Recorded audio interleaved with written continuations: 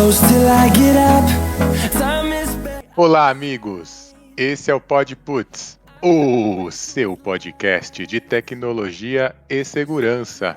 Meu nome é Heitor e trabalho na área de segurança da informação. Amigos, temos um convidado especial. Hoje vamos conversar com um hacker ético. Estou aqui com o Bruno. Salve, Bruno! Boa noite, pessoal. Estamos aí para mais uma ótima noite de gravação. E hoje é com um convidado que entende tudo de penetração. E olha que nós não estamos falando de sacanagem.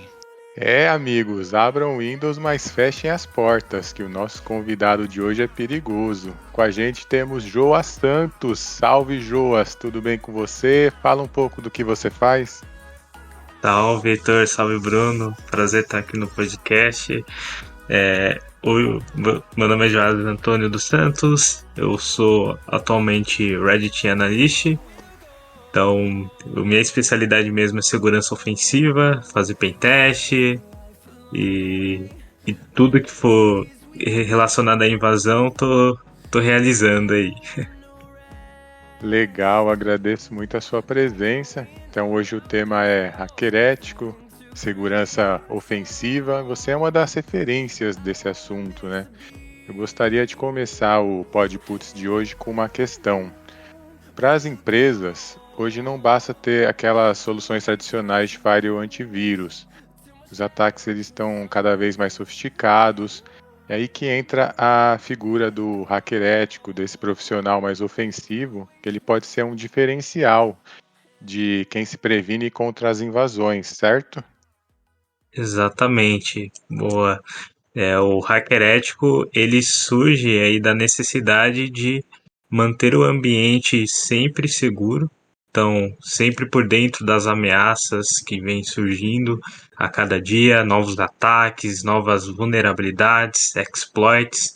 Então, o hacker ético é a figura que está dentro das organizações, realizando pentests, procurando por vulnerabilidades e vendo onde estão os pontos de riscos e as ameaças a partir das ameaças que surgem no cotidiano, onde que a empresa pode sofrer com grandes impactos, com grandes danos por meio dessas ameaças, desses ataques, que estão cada vez mais sofisticados. Então, hacker ético é uma figura bastante importante para dentro das empresas. Nessa questão da evolução dos ataques cibernéticos, por incrível que pareça, por mais que hoje a tecnologia evolua, que, por exemplo, os antivírus se atualizem, existam firewalls, como hoje já existem, né, assim, não é mais só o IDS, PS, mas tem o AF, tem o NFG, tem outras soluções que nós conhecemos aí, vamos dizer, de quase de core. A vulnerabilidade mais procurada, ela ainda é o usuário. Mas hoje, assim, essa área possui um novo nome, né, que é a parte de phishing, que é trabalhar o usuário para que ele conceda o acesso. Dito isso, com essa parte de ethical hacker, tu usa muitas técnicas para phishing, para testar essa parte de acesso?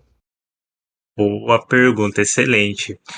O usuário, né, muitos falam que é o elo mais fraco, mas eu gosto de dizer que é o elo mais complicado. Acho que fraqueza não é o tom certo que eu posso utilizar. Mas por que um elo mais complicado? Porque o usuário, muitas das vezes, não tem aquela responsabilidade total sobre segurança da informação. Então, até a segurança pessoal muitas vezes acaba deixando a desejar. Imagine a segurança dentro das empresas. Então, muitos veem o papel da segurança somente para o pessoal de TI, para o pessoal da área de segurança mesmo, né? E o phishing hoje tem se tornado uma técnica muito utilizada por conta disso. Então, muitas empresas hoje estão sofrendo com vazamento de informações, com ataques de malware através de phishing. E nós, como hacker éticos, o phishing é algo crucial. Então, uma campanha de phishing bem elaborada auxilia tanto na elevação da maturidade da empresa, no quesito segurança, você engaja todos os funcionários, todas as pessoas ali daquela empresa para entender qual que é o aspecto importante da segurança, que é o famoso aquele famoso pilarzinho, né? A confidencialidade, integridade e a disponibilidade. Então, quando a gente está falando de phishing, uh, algo que um hacker ético ele faz, né, deve fazer, é uma campanha bem elaborada. Então, campanhas que simulam técnicas que atacantes utilizam. Então, esses são spear phishings, que são aqueles phishings mais direcionados, pegando algum assunto ali da empresa, estudando um ramo de negócio, entendendo como ele funciona. Você monta um phishing e envia para os seus funcionários. E qual que é o interessante de você fazer uma campanha, além de ver a maturidade da segurança dos funcionários, da empresa em geral? É que você consegue atingir outros horizontes que você não conseguiria tentando explorar alguma vulnerabilidade, tentando realizar algum tipo de ataque mais direcionado, porque você vai estar se comunicando diretamente com o usuário ali. Então, o seu phishing ele é uma porta de entrada que pode dar mais impacto do que você tentar explorar uma vulnerabilidade, algum zero day que você acha, porque pode afetar não só mas milhares de usuários e você conseguir ter mais êxito nos seus testes. Então, particularmente, quando eu, por exemplo, faço algum pentest e eu quero me aprofundar mais ali no negócio, eu tenho essa oportunidade, eu realizo um phishing. Então, faço ali a parte de coleta de informações, que é o OSINT, né? Coleta por inteligência, e monto o meu phishing para poder tentar extrair o máximo possível ali tanto de informações, comprometer o alvo e etc. É isso que hoje tem se tornado a maior preocupação. Isso que você falou é muito interessante. Eu já via algumas estatísticas aí que fala que chega a 60% uma campanha de phishing da empresa, quando a própria empresa faz esse tipo de teste para ver o comportamento dos funcionários. Você tem algum dado sobre isso, algum número? É assim mesmo? Porque é preocupante, né? Muita gente que acaba caindo. Excelente. Eu ia comentar agora sobre a SANS, né? A SANS, ela lançou uma pesquisa sobre os fatores de maior risco. Então, se vocês procurarem Security Awareness Report, a SANS ela tem um reporte que mostra uma porcentagem de quais são as técnicas que mais geram riscos dentro de uma organização. E uma delas é o phishing. E não só 60%, mas 70%, 80% de efetividade as campanhas de phishing estão tendo hoje em dia. E é engraçado que é uma técnica antiga, não é uma técnica nova que a gente é algo que surgiu agora. Não, é uma técnica que todo mundo conhece. Né? Talvez todo mundo algum dia já recebeu um phishing ou recebe um phishing direto na sua caixa de correio. É só olhar o spam e você vai ver lá que tem um monte de phishing. Mas mesmo assim, as pessoas acabam caindo. Mas não cai, às vezes, por falta de conhecimento ou por falta de atenção. Muitas das vezes é por não ter talvez aquela maturidade, ou melhor, às vezes o phishing está muito mais bem feito, muito mais sofisticado, vamos dizer assim, e isso acaba dificultando hoje um usuário comum analisar um phishing. Então, por isso que hoje você tem outras ações que você pode tomar para que os danos com phishing possam ser diminuídos, né? Então, campanhas que você pode fazer de phishing, ou gincanas que você pode estar fazendo, treinamentos de conscientização e um canal de reporte que você pode deixar aberto para que as pessoas enviem e-mails reportando potenciais phishings e assim a equipe de segurança analisar. E isso é um exemplo que a gente eu até tem na empresa que eu trabalho, onde as pessoas reportam o phishing para nossa área. Então a gente analisa e verifica. Se for um phishing, a gente vai lá e bloqueia o domínio, toma todas as medidas necessárias.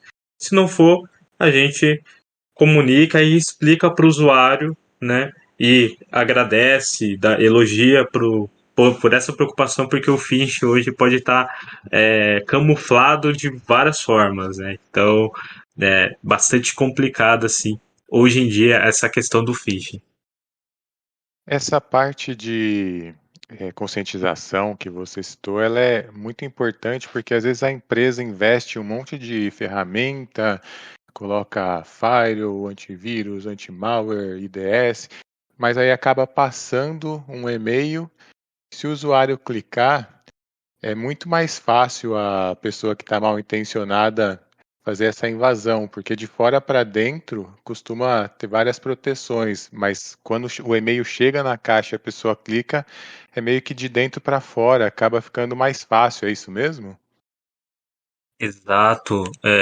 Hoje a gente tem inúmeras soluções, né? Você citou muito bem elas, IDS, Firewall, antivírus, a gente tem EDR, XDR, a gente tem um aprimoramento de várias soluções, mas elas não garantem que nesse momento, se o usuário baixar um anexo, vai impedir de que algo aconteça.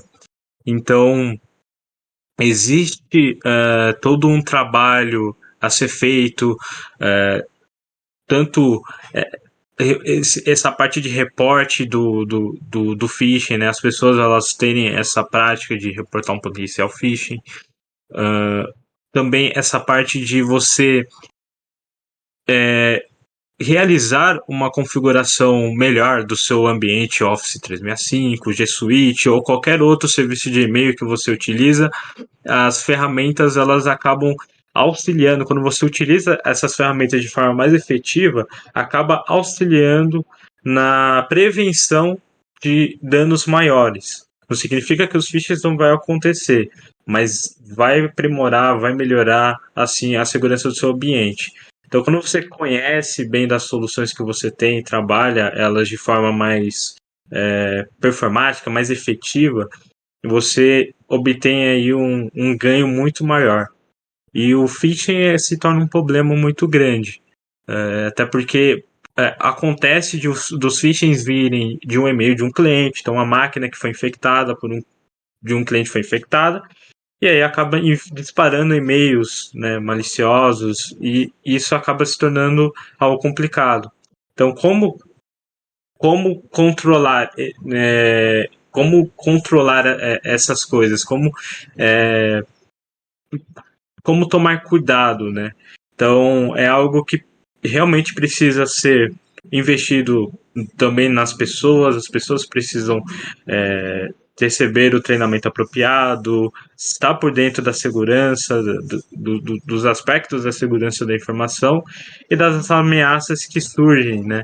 Então tem empresas que usam intranet, usam o canal de comunicação no Slack, ou outros tipos de workspace para comunicar sobre técnicas, tipos de ataques que vão surgindo e por aí vai. Então, essas são umas formas que também você pode estar tomando uma ação preventiva e mitigatória de alguns tipos de campanhas de phishing.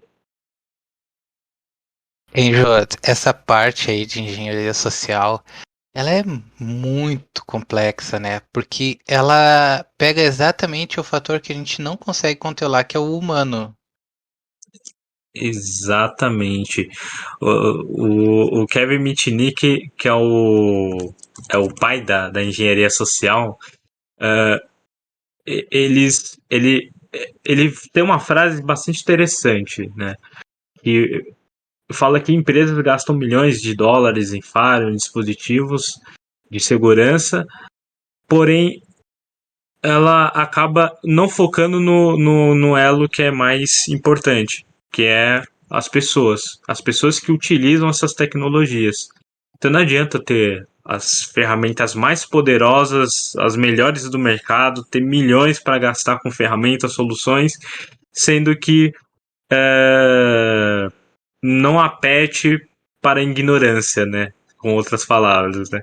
Então não Exatamente. apete para a ignorância das pessoas. Não tem isso. É treinamento, é você ir lá e, e, não digo assim, vamos pegar na mão e é assim, mas mostrar para as pessoas que elas não são ignorantes, né? Elas conseguem ter ali ou entrar segurança é para as pessoas, né? As pessoas elas acham que segurança da informação é para TI, mas não é. Segurança da informação é para as pessoas, porque as pessoas são informações. Tecnologia carrega informações, mas quem utilizam essas tecnologias, quem alimenta os dados, as informações dessas tecnologias são as pessoas.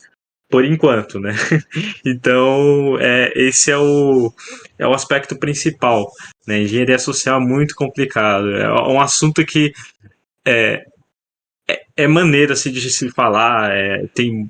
E você nota que os filmes hoje puxam muito engenharia social nos seus temas, abordam bastante. Sim, com certeza. E a gente sabe que assim, ó, é difícil de fazer filtros que os servidores consigam auxiliar nessa parte de phishing. E aí eu queria saber assim, que técnicas são usadas para fazer esse tipo de filtragem desse tipo de técnica? Perfeito. Quando a gente fala de contra as medidas de phishing, né? Então a gente tem diversos tipos de contramedidas, né? A gente tem primeiro o spam, né? Então a gente configura um controle de caixa de controle de spam para que e-mails de fontes externas sejam considerados e-mails não seguros. Então e-mails que não que teve aquela primeira comunicação e você não libera, ou seja, um e-mail de alguém que nunca trocou e-mails com o seu domínio, da sua empresa, acaba entrando numa uma lista negra e você faz essa liberação. Então, uma das medidas que é tomada.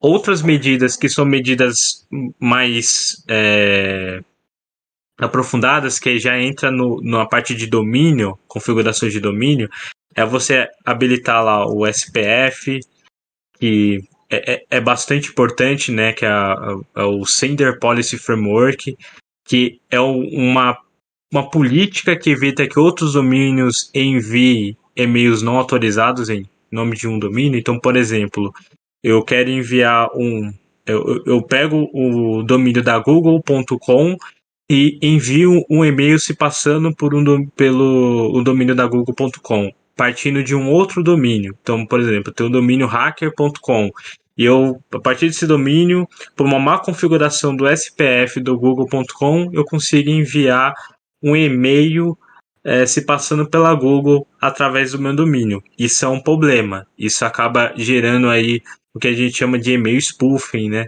Então, acaba dando dores de cabeça, porque imagina, você recebe um e-mail do domínio da google.com, poxa, você vai falar, nossa, é e-mail de verdade, né? Tá vindo do domínio. Mas não, isso é uma má configuração, uma má configuração do domínio e acaba tanto trazendo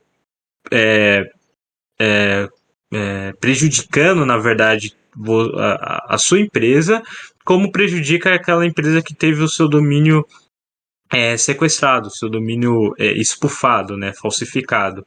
Deixa eu só ver se eu entendi. Tu manda um e-mail de um domínio dentro de outro domínio. Exatamente, você manda o e-mail de um domínio partindo de outro domínio, que a gente chama de e-mail spoofing. Quer E é dizer, uma por exemplo, eu faço o meu e-mail, o meu domínio ali, bruno.com.br, e eu mando, por exemplo, de dentro do domínio, como tu citou, da Google, e a pessoa está recebendo da Google. E Exatamente. direcionando para mim. Exatamente. Isso mesmo. Aí Você lascou tudo. Isso que é o maior problema. E a gente recebe muito e-mails desse tipo.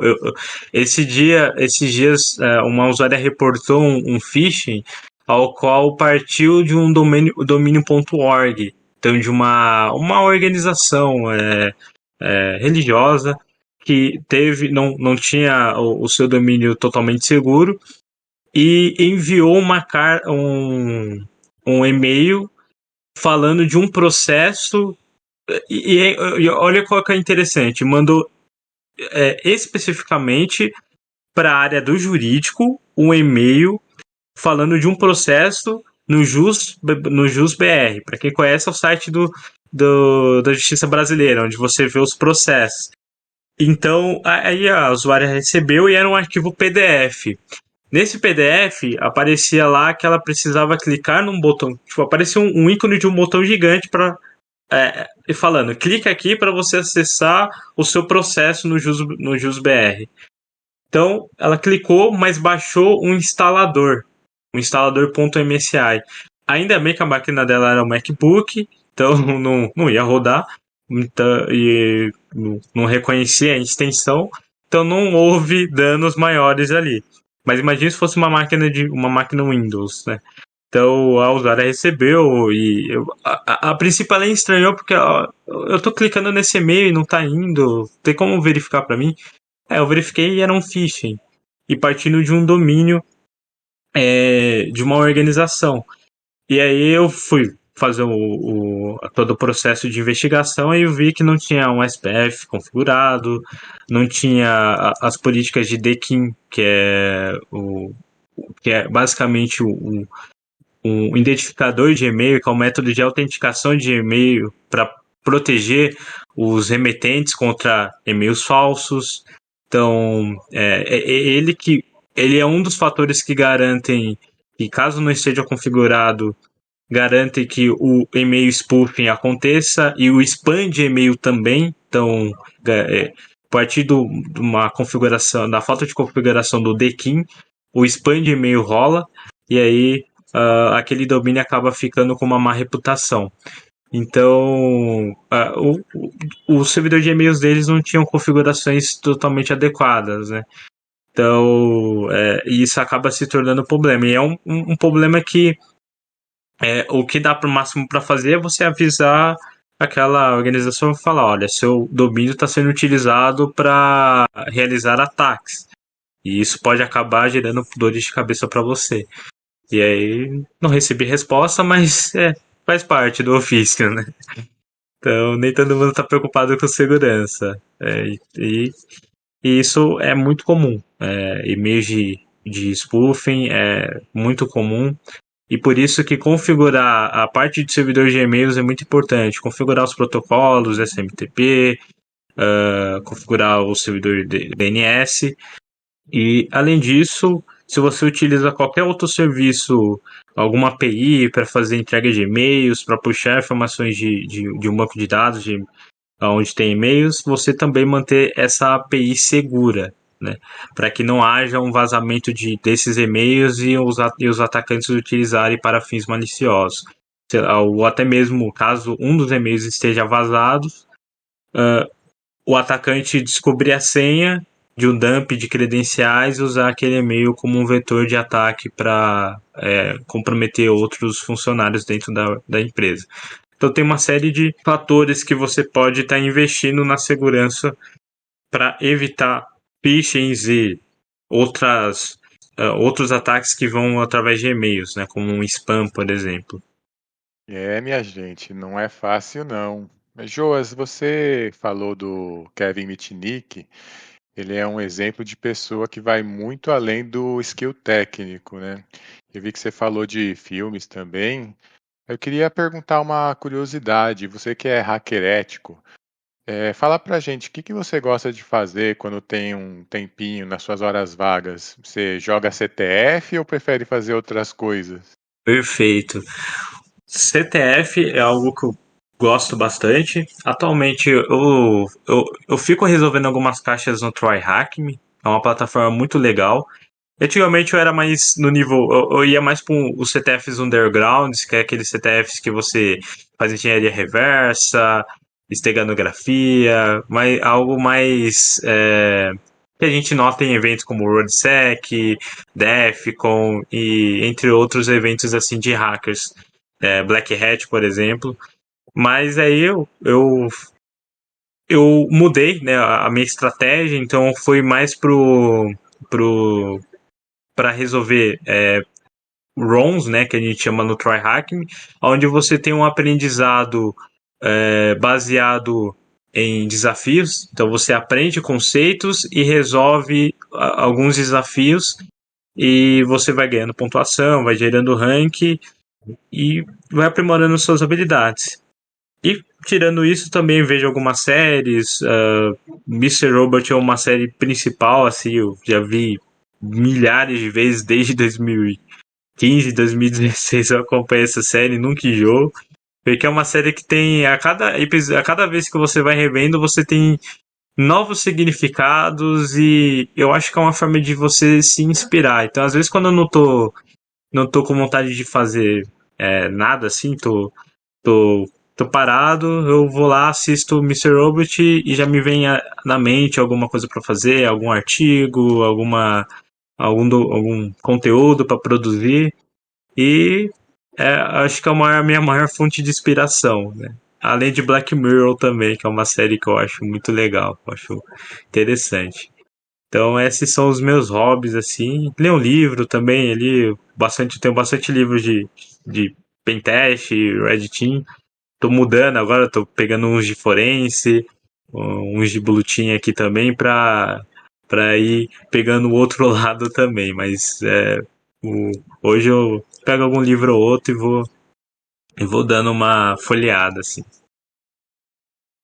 Interessante, sabe? Eu considero que um dos hobbies que eu tenho, que não são muitos não, se resume a ver uma série, alguma coisa, às vezes jogar um dotinha, mas é poucas coisas, mas uma delas é estudar. E aí, pra quem tem curiosidade também, eu já digo aqui, ó, que o Joas, manda muito material bom ali no LinkedIn que vale a pena pra dar uma estudada. Cara.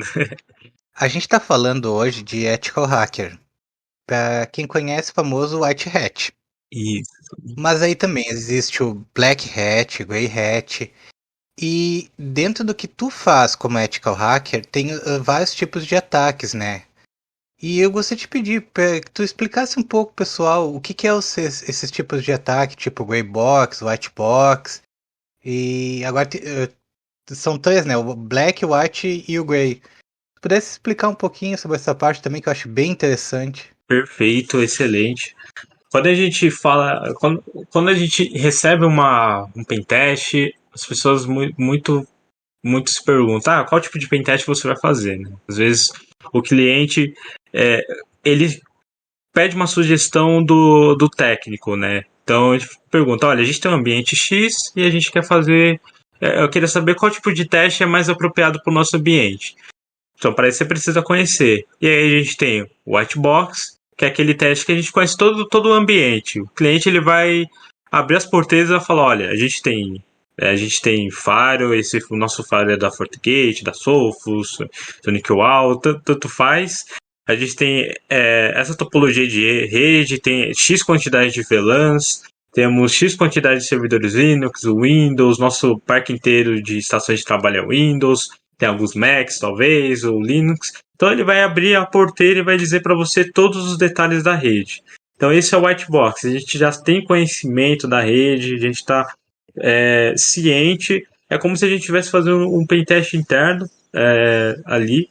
Então é como se a gente já fosse dentro da empresa e estivesse fazendo um pentest interno. Então a gente vai lá e audita o ambiente do cliente. Já o Grey Box, eu vou, antes de eu explicar o Grey Box, eu vou pular para o Black Box para vocês entenderem o Grey Box. Então, o Black Box, ele já é um teste onde a gente não tem conhecimento do ambiente. O cliente quer simular um ataque externo para o ambiente interno. Então, ele quer simular um ataque de um hacker malicioso, um atacante, um adversário, onde você vai partir para a coleta de informações até o comprometimento do alvo. Então, dependendo de onde você está fazendo o teste, se está fazendo em uma aplicação web ou se está fazendo para uma rede, você tem diferentes tipos de técnicas. Então, se for para uma rede de um cliente, você quer comprometer a rede do cliente, você pode tentar phishing, por exemplo, o assunto que a gente estava comentando, enviar um malware através de alguma vulnerabilidade em alguma aplicação da empresa, realizar engenharia social, puxando papo com as pessoas no LinkedIn, e por aí vai. Então, você utiliza da sua criatividade para chegar na rede. Se for web, você vai simular um ataque de um adversário que achou o site da empresa e quer tentar comprometer, achar falhas, tentar pegar o banco de dados que está rodando naquela aplicação, enumerar subdomínios, achar algo que seja de extremo impacto para aquela empresa ou algo interessante que pode gerar ali alguns alertas. E aí, dentro do black box, a gente tem o black box cego e o black box duplo cego. Qual que é a diferença desses dois? Quando a gente fala de black box cego, que é o blind black box, a gente está falando de um pentest onde apenas algumas pessoas têm um conhecimento, ou seja, é aquele tipo de pentest onde você simula o modus operandi de um cyberataque real e quem sabe somente daquele ataque é a pessoa que fechou o contrato com você, seja lá o CISO, seja lá o especialista, seja lá o gerente de TI, somente ele sabe. E qual que é o objetivo dele? É verificar se a equipe de TI, a equipe de segurança, está todo mundo ali esperto e está fazendo seu trabalho de forma efetiva. E quando a gente fala do double blind black box, a gente está indo um pouco mais além. Então, a gente tenta manter o teste muito mais secreto possível. Então, não tem avisos nenhum e o objetivo é avaliar o procedimento de resposta a incidentes. Então, vai ter ataques de negação de serviço, vai ter ataques mais puxados para realmente ver se a equipe de resposta a incidentes está preparada para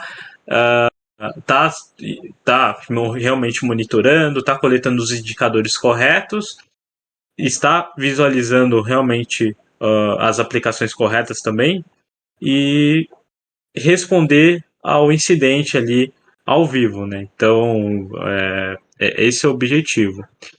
E todo nesse contexto a gente entra no caixa cinza, né? Que é o gray box, que é aquele teste que já mistura um pouco do black box com o white box. A gente tem um conhecimento parcial do ambiente. Então a gente vai ter algumas credenciais, alguns endereços de IPs, para a gente partir o nosso ataque naqueles endereços e aí fazer movimentação lateral, pivoting, escalação de privilégios e tudo que tiver direito ali no seu pentest. Então essa é a diferença dos 5 tipos de testes, né? Incluindo ali o black box dos seus 2 tipos. Então, pentest é igual plano de saúde. Você paga para ter, mas torce para não encontrar nada. Exatamente. É que nem plano de saúde. Torcer para não encontrar nada, porque senão vai deixar muito gerente maluco, muito executivo doido. Vamos seguindo por essa analogia, eu entendi que assim, conforme o tipo de pentest, tu tem mais ou menos informações. Eu imagino que essa questão também tem a ver com a questão financeira. Quanto mais trabalho tu tem, menos informação tu tem, tu vai ter mais trabalho, vai ter um oneramento maior. Mas aí eu pensei assim, esse teste tipo o white box, que eles te dão a informação, ele não acaba por contaminar o teu pentest, porque tu já tem aquelas informações, mais ou menos tu já sabe qual é o caminho que tu vai percorrer. Isso aí não acaba por te deixar assim um pouco mais suscetível a deixar uma vulnerabilidade de lado, porque a informação do outro lado pode estar te contaminando a visão? Boa, isso é uma pergunta excelente. Quando, o interessante do pentest é que a gente tem como objetivo encontrar vulnerabilidades.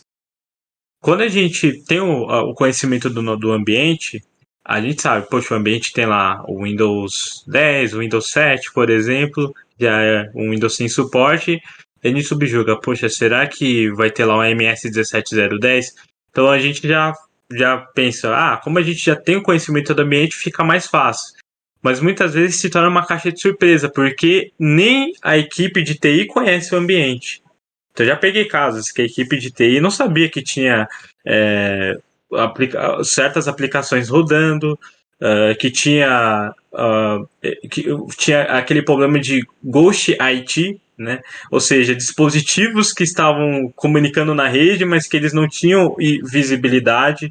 Então o Pentest White Box ele não só serve para a gente encontrar vulnerabilidades, mas também dá uma visibilidade da rede, de como está a rede desse cliente. A gente vê se tem Ghost IT, se tem ou algum Raspberry lá conectado na rede que está tá rodando ali um Nessus e toda hora fazendo scan de vulnerabilidade para encontrar alguma brecha, ou se tem algum backdoor ali no Raspberry também.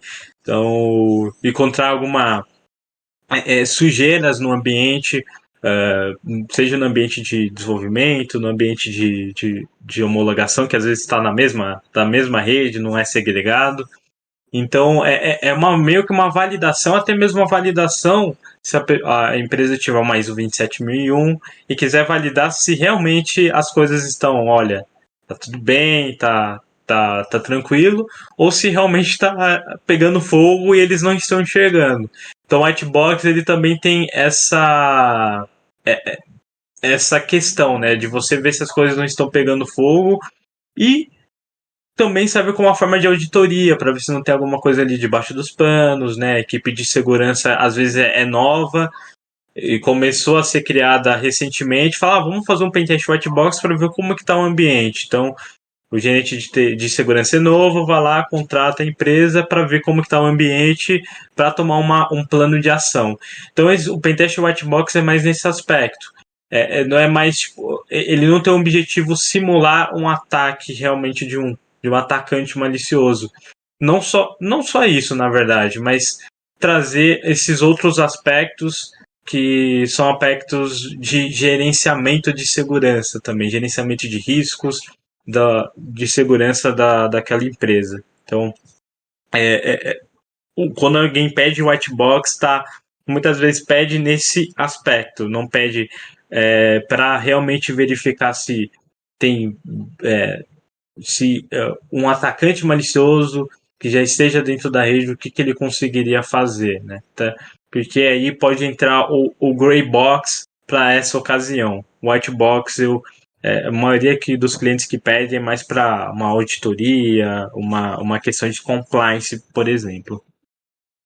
Pegando esse gancho do pentest, um problema que eu percebo é que as empresas menores elas acreditam que não são alvos de ataque. Tem outras empresas que acabam achando que os ataques visam somente parte financeira. Na prática não é bem assim, né? Não é isso que acontece. Tem ataque por diversão, digamos assim. Tem ataque que serve como intermediário para despistar o rastro de um próximo ataque, e por aí vai. Na vida real, igual você falou do Raspberry, todo dispositivo que está conectado é um alvo em potencial. A gente até brinca que para ficar seguro mesmo, além de desligar a máquina, você tem que enterrar em concreto, né? Só para garantir. E o que você acha disso, João? Exatamente, de terra em concreto a 10 metros abaixo do solo. Realmente é nesse aspecto. Quando a gente fala de empresas pequenas, né? A LGPD até que chegou para mudar um pouco, porque ninguém quer passar por um vazamento de dados, mas as pessoas querem as coisas muito mais fáceis, né? Então, dando uma beliscada assim, não existe processo de compliance fácil, não existe segurança ágil, segurança em 3 meses, em 2 meses, em uma semana. Não existe uma solução no mundo que vai deixar o seu ambiente totalmente seguro. Não adianta você ter lá milhões e uma equipe de segurança e toda essa. E quem administra essas ferramentas não tem uma skill suficiente para trabalhar com segurança.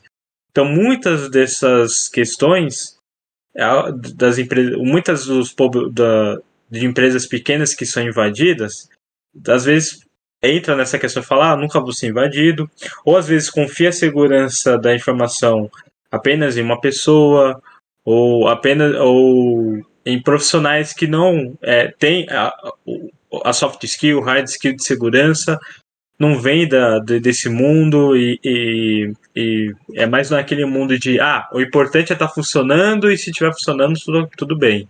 Mas não é assim. Então, isso acaba trazendo dores de cabeça para essas empresas. E por isso que hoje as empresas buscam soluções, buscam uma forma mais rápida de entrar em compliance, de estar seguro. Então, reserva ali um budget, um orçamento enorme para torrar e torra em soluções que muitas das vezes são muito mal administradas, muito mal orquestradas, né? Então não vê essa questão de orquestramento. Então não importa se você tem soluções open source ou se tem soluções pagas. Se você, por exemplo, tem um Ossinho ou se você tem um Splunk. Se você usar essas ferramentas de forma bem orquestradas, de forma que você consiga extrair aquilo que é essencial do seu ambiente e monitore de forma correta, as lacunas, que uma das maiores lacunas que existem na segurança é a visibilidade. A observabilidade é algo que tem muito gap. E seja empresas pequenas a grandes empresas, empresas Fortune 500, por exemplo. Esses gaps são muito grandes. Né? Então, por quê? Por falta de orquestramento, por não estudar muito bem a solução e não saber o potencial da solução que tem. Por isso que eu já tive do lado dos fabricantes e os fabricantes uma coisa que os fabricantes começaram a pegar no pé dos clientes é como utilizar a solução que você tem de forma mais efetiva, porque às vezes o cliente compra uma solução, marca uma reunião e quer saber, e não sabe por qual direção quer ir. Então, estudar o ambiente, entender o seu ambiente primeiro, né, documentar ele, fica mais fácil para você ter uma solução. E empresas pequenas não têm esse hábito. Acaba, poxa, vou pegar um EDR, aí escolhe o EDR mais caro, né? Vamos pegar o melhor EDR, mas acaba não utilizando 100% do seu potencial. E aí fica aquela Ferrari na garagem, né? Aquela Ferrari que você só usa para final de semana. Você só vai ter o uso dela no vamos ver. Você não vai utilizar ela para levantar indicadores, levantar outras questões no seu ambiente que pode ser efetivo para a administração da segurança da informação, para garantir uma resposta a incidente mais efetiva, ou até mesmo uma inteligência de ameaça mais efetiva. Entender através dos indicadores de compromisso que você tem, quais são os tipos de ataque que seu ambiente está mais suscetível. E aí os fabricantes têm pegado muito do pé dos seus clientes e conversado com eles para, olha, tem que usar o potencial da sua ferramenta, vamos entender o seu ambiente, se tem cloud, olha, a gente tem uma solução, a gente tem uma feature de cloud que às vezes está parada lá e você não está utilizando. Então já vi muitos casos desse tipo, e porque a empresa desconhece o potencial das suas soluções. E também porque não investe nos seus funcionários, né? Não investe na sua área. Então, se você quer ter uma área de segurança, ou você investe nas pessoas também, porque senão não adianta você ter tecnologias e processos, ou só tecnologia, ou só processo, mas não ter o pilar principal que são as pessoas. Então, tem que investir nos 3 pilares: pessoas, tecnologias e processos, para você ter uma segurança da informação muito mais abrangente e resiliente ali na sua empresa. A empresa tem uma Ferrari, mas precisa fazer trilha e não dá certo, né? Exatamente. Você falou dos soft skills. Geralmente a imagem que a gente tem do hacker é aquele cara mais introspectivo, fica lá fazendo os códigos mirabolantes, se dá bem só com as máquinas. Mas a gente sabe que um pouco de interação social é suficiente para o hacker conseguir muita informação, vai facilitar o próprio trabalho. Essa parte de engenharia social é uma coisa que precisa ter, mas como que faz para aprender? Entra num curso de teatro, faz estágio na Globo, como que faz? Bom, o estádio da Globo ali, fazer uma malhação, é uma boa. Brincadeira. Olha, mas isso é algo muito, uma pergunta muito boa, assim, soft skill é algo que a gente que é de TI, se a gente não for de pré-vendas, não for de até um pouco de pós-venda ali, ou ou na área de comercial, a gente tem uma certa dificuldade com comunicação. Né?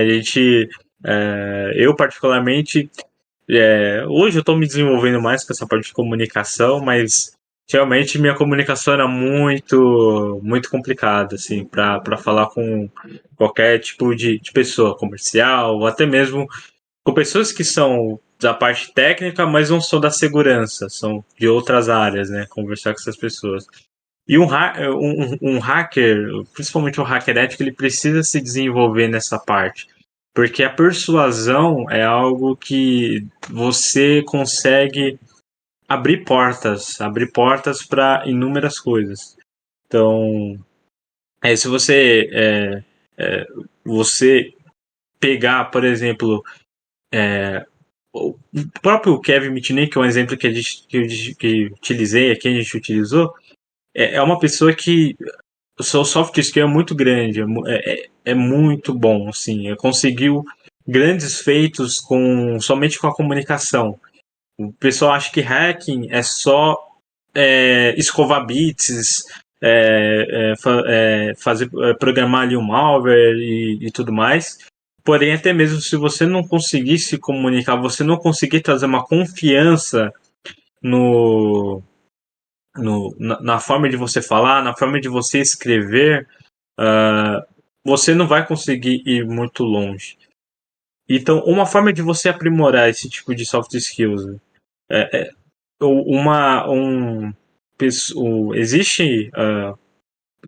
existem profissionais que manjam bastante de comportamento pessoal, análise corporal, essas coisas. E hoje em dia é muito grande, tem canais muito grandes assim que falam de análise corporal, fazem análise de pessoas, e você consegue aprender um pouco mais com esses canais. Você aprender a se comunicar, uma comunicação corporativa, como que é uma comunicação corporativa? É importante, existem cursos, até cursos gratuitos pela internet de como é a comunicação corporativa.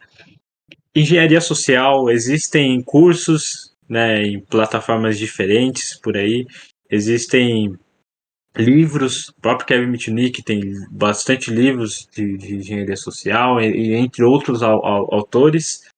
Existem palestras também em eventos, tanto de brasileiros como de lá fora, que te ajuda bastante.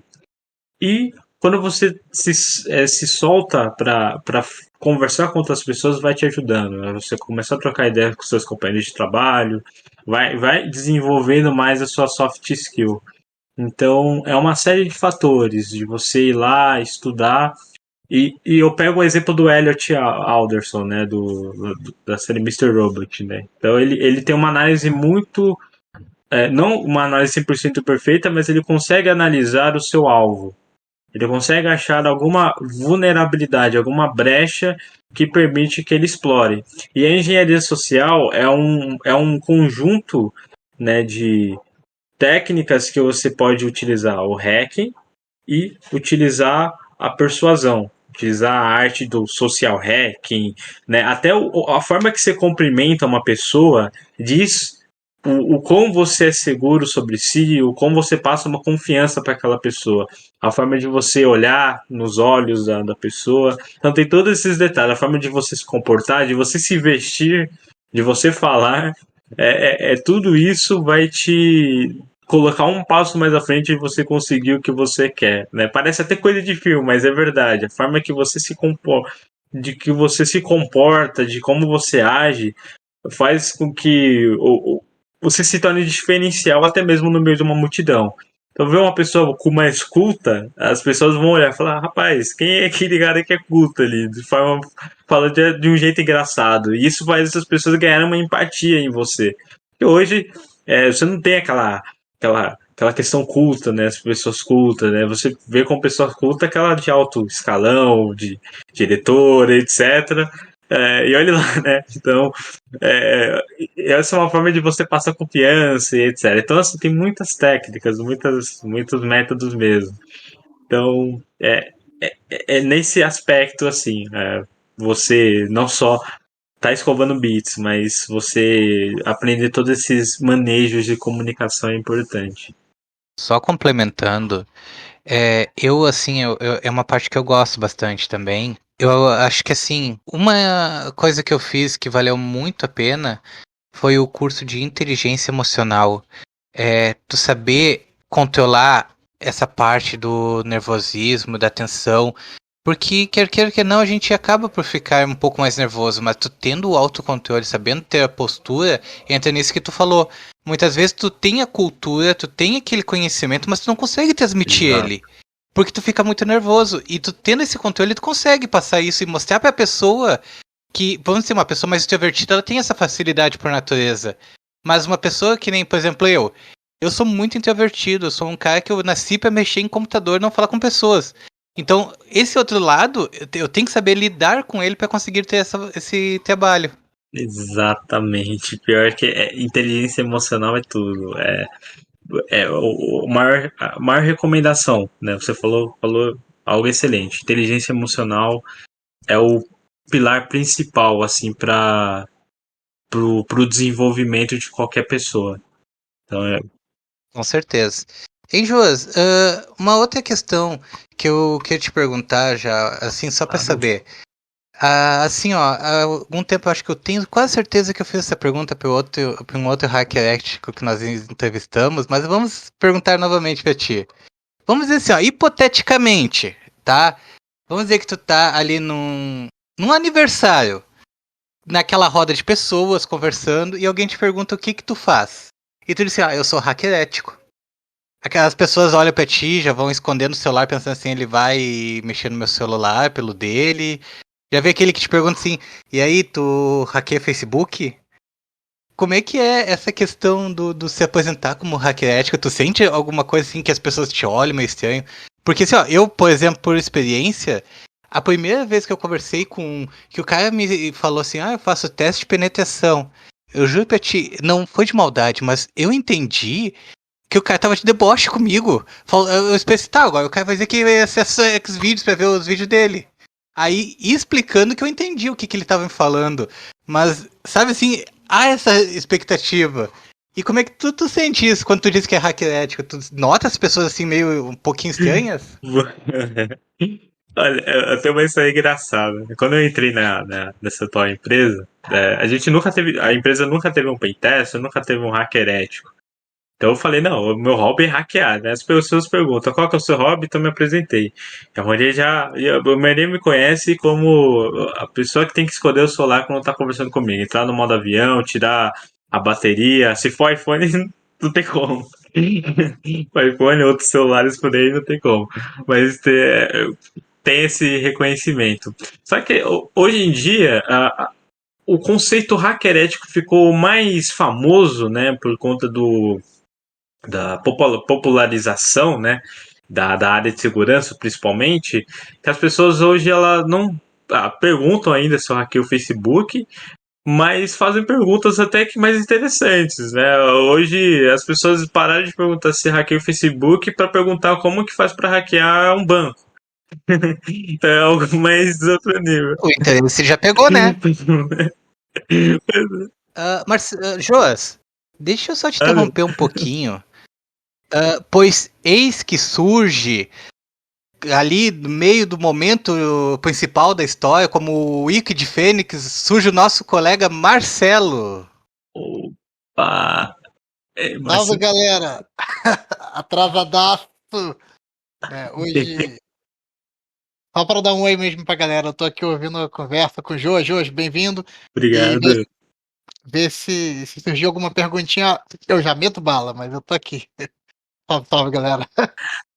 Excelente. Já falaram de certificação com o rapaz? Qual é que ele acha importante? Não, mas pode. Vamos seguir aí então, Joas. Conta pra gente o que temos de certificação para Ethical Hacker. Excelente. A certificação para Ethical Hacker, a gente tem a famosa CH Certified Ethical Hacker, que é uma certificação que já pendura há quase 20 anos, mais ou menos. Então é uma certificação muito reconhecida. Para quem hoje quer entrar na área de pentest, trabalha um tempinho com segurança ali, tem 1 ou 2 anos de experiência e quer entrar nesse mundo, a CH ela é muito boa porque ela te dá um banho de loja de conceitos e técnicas e contramedidas de vários tipos de ataques e vulnerabilidades. Certificações A CH é da Council, né? Council, isso mesmo. Ela é uma. Inclusive, ela é uma certificação que a NSA, Departamento de Defesa, muitos. O governo americano gosta de tirar ela, um dos programas que eles utilizam. Eu não sei se utilizam atualmente, mas utilizavam bastante ali em 2014, 2015, 2016. Inclusive, o Edward Snowden já teve o vazamento dele que ele solicitou a certificação já. Então, depois que coloca Edward Snowden, CH, eles vão ver lá que aparece. Fora essas, para quem está começando, qual certificação eu tiro? A gente tem a DCPT, do Ricardo Longato, da DSEC, que é uma certificação brasileira, nacional, que é boa, excelente. A gente tem a JPT, da Erlani Security, que é uma certificação para porta de entrada muito boa também. Temos uma certificação da Exim, que é a IHF, também é uma certificação de conceitos, para quem quer pegar os conceitos e tudo mais, é bem interessante. Uma certificação. Joas, só de curioso, tu tá citando as certificações. Aí a parte do bolso, como é que funciona? Estamos falando de valores muito altos, não sei se tem noção disso para falar. Antes dessa parada de valores altos, acho que a IBSEC, que é a IBSEC tem uma gratuita aí, ó, de hacker ético. Como é que tá a avaliação dessas coisas gratuitas, por exemplo? Porque às vezes muita gente acha, muita gente acha que você tem que gastar dinheiro para valer a pena. E a da IBSEC, alguém já viu, né? Excelente. Vale, o meu irmão fez a prova e depois eu dei uma olhada e é uma certificação bacana. Essa questão gratuitidade, né, é algo que é bem bem preconceituoso. As pessoas têm um certo preconceito, falar, poxa, é gratuito, não vou fazer, mas para conhecimento e para você aprender, você expandir os seus horizontes, são certificações boas.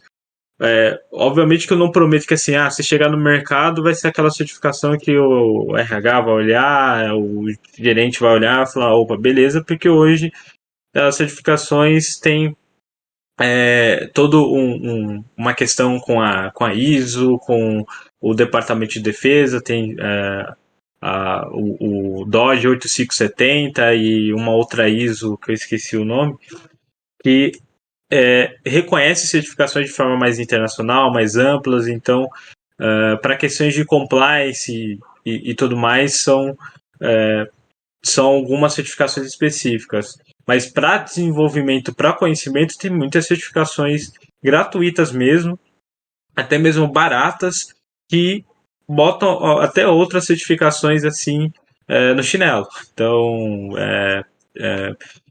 é sempre bom aproveitar qualquer tipo de oportunidade. Se surgir a oportunidade de fazer algo gratuito, faz. Não perde, porque nem sempre a gente tem boas coisas gratuitas assim na área de cibersegurança, né? Então, hoje é um mercado muito aquecido, e aí com esse mercado está muito aquecido, né? A maioria das coisas são mais pagas. Pelo que eu entendi, teu irmão também é hacker ético? Tá estudando para entrar. Tô colocando aí no lado negro da força. Família perigosa pra Não, vocês. no lado Jedi, no lado Jedi. É que eu sou fã do Darth Vader, entendeu? Né? Mas assim, eu trouxe essa discussão porque recente eu estava conversando sobre isso, justamente. Muita gente tem esse preconceito com certas certificações, mas também eu acho que tem uma pressão de alguns vendedores de certificação para falar que como a dele é paga, o cara se dedica mais e tal. E às vezes a gente perde iniciativas no Brasil, igual talvez a IBSEC seja uma iniciativa boa, que talvez prove realmente o conhecimento ali, talvez não tenha a melhor aceitação, mas já mostra. Embora tem gente que também fica o alerta, gente, também não encham um currículo de vocês de qualquer tipo de certificação de qualquer lugar, porque senão vão vai te afundar a vez de te promover, tá? Então, só para concluir, tenham cuidado sempre, pesquisem sempre a organizadora e ver qual é que tá no mercado, a moral da empresa no mercado. Exatamente, o moral é muito importante para continuar a sua carreira. Então, isso é essencial. Então, escolher as certificações de forma. Saber usar também o seu dinheiro, investir em certificações certas que fazem sentido para o seu momento profissional e para o seu objetivo de carreira. Não adianta ter todas as certificações de cibersegurança, pois né, não vai auxiliar muito no seu desenvolvimento. Amigos, Joas, muito obrigado pela sua presença, foi muito legal esse bate-papo. Só para te explicar aqui, a gente chama o episódio de Node.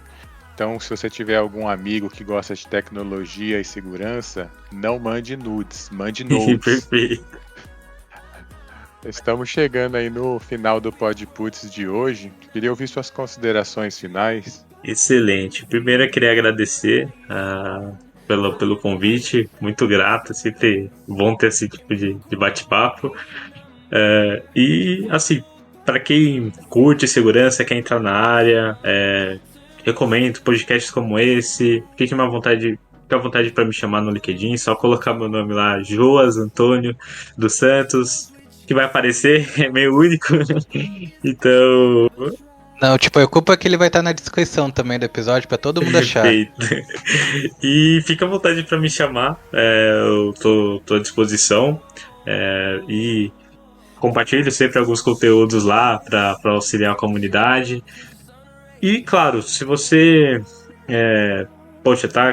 quer entrar na área de segurança, quer realmente conquistar esse seu sonho, vai com tudo, não desista. Pode parecer difícil, mas a hora de todo mundo chega.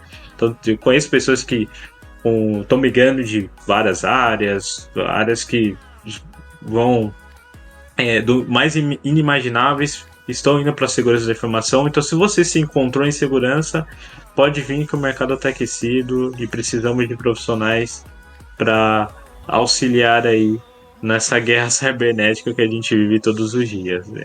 E agradecer novamente, agradeço a todos aí pelo carinho também, e pode contar comigo.